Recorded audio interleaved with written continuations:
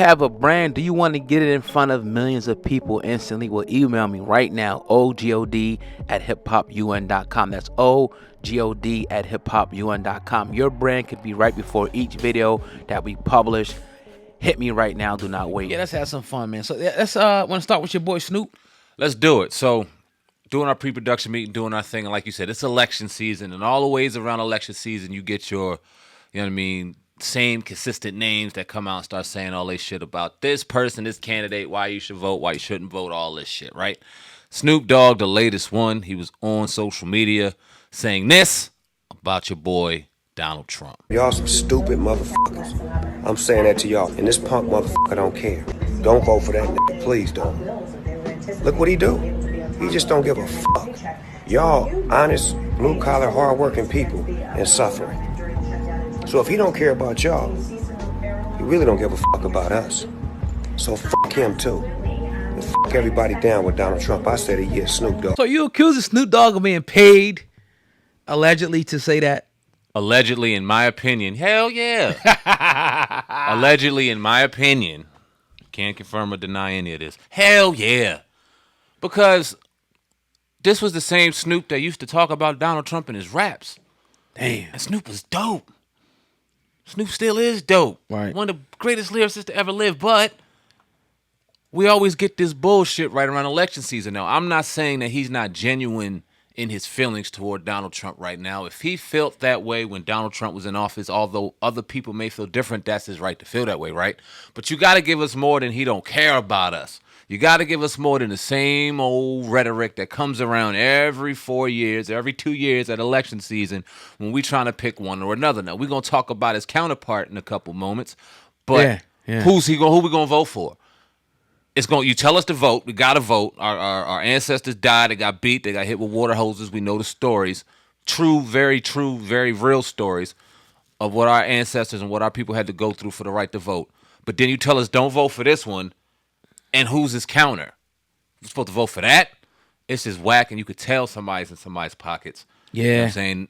Unfortunately, Snoop ain't never going to come on here. We ain't got the price tag 40 racks to get him on here, but Right. I don't know. He's definitely paid well. Yeah. In my opinion. And most of these dudes that is paid puppets, and I know a lot of people might not receive this well because a lot of people revere and they love Snoop Dogg. But I agree because he lied.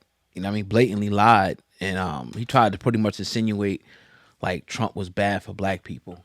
He tried to insinuate that, which if you look at statistics and numbers, nothing could be further from the truth. Nothing could be further from the truth. Under Trump's administration, I mean, we seen black poverty reach an historic, low. We seen entrepreneurship grow in the black community. And as somebody said, somebody was saying, people used to say everybody had money when Trump was in office. And that was a time where, it was just better, for black people in any category that you can pretty much name, probably except for like police brutality or something like that. Social media. Right. People were thriving. He put a lot of, something called the First Step Act. He put a lot of different, and you can guys do your independent research on this too. He put a lot of things in place for the African American community. Now, I know you can say the same thing probably about any president that been in there, but if you're going to tell me that your president, if my people are going to do better underneath this president, that's what I'm going to go with. And I'm not saying that I didn't vote for either one of them, but all I got to do is I got to go back and look at the numbers. Like, okay, when this person's in office, how was it for me? How was it for my people? And Trump, things got just a little better. And again, I can go down, the list here I got in front of me of different things. It was an article, called President Trump's Policies Have Delivered for Black Americans. And there's plenty of articles that you can read, about that. So Snoop, your D.L. Hughley's, you got your certain core group of people who some people call the black bourgeoisie, pretty much like the black elitists who are in place, whether they're put in place, to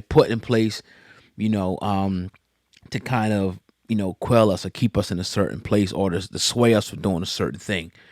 I think Snoop is that at this point in time. I think there's nothing that this guy wouldn't do for money. I love him. I love his music.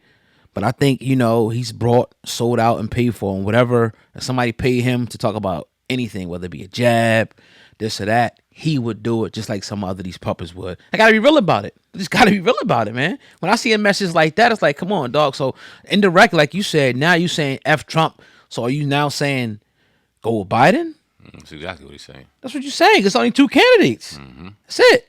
Come on, man. Don't Jig is allow up. jig is up. Don't allow celebrities, don't allow social media to influence who you vote for.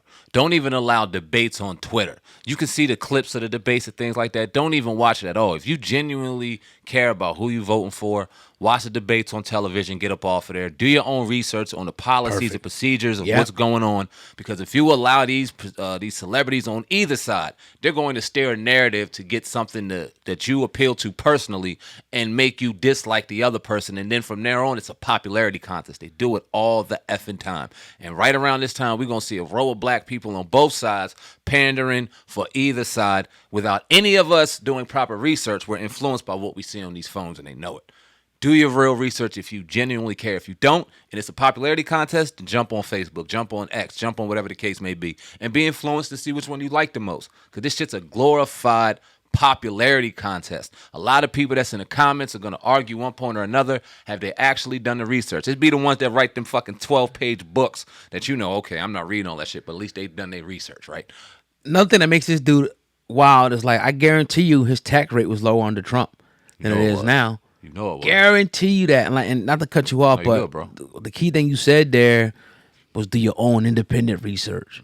Go look, put a motion to the side, put your parents was Democrat or my parents were Republican, put that to the side and go look over, the Trump administration, the Biden administration, look over the Obama administration, the Clinton, look at all these administrations, and you're going to see something and you're like, whoa, independently do that. Devoid of everything else, and you're going to be surprised what you find. I'm going to leave it at that.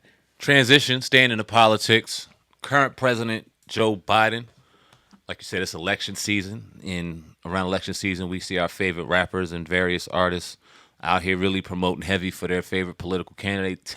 Typically, in the hip-hop community, it is for Democrat. So Joe Biden was doing his thing. Let me see where he was.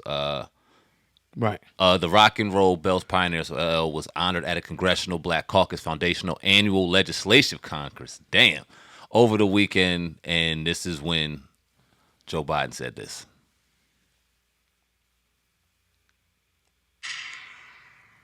And two of the great artists of our time representing the groundbreaking legacy of hip-hop in America, LL Cool J.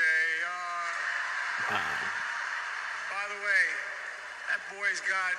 that man's got biceps bigger than my thighs. I think he's an MC Light, both of you, thank you.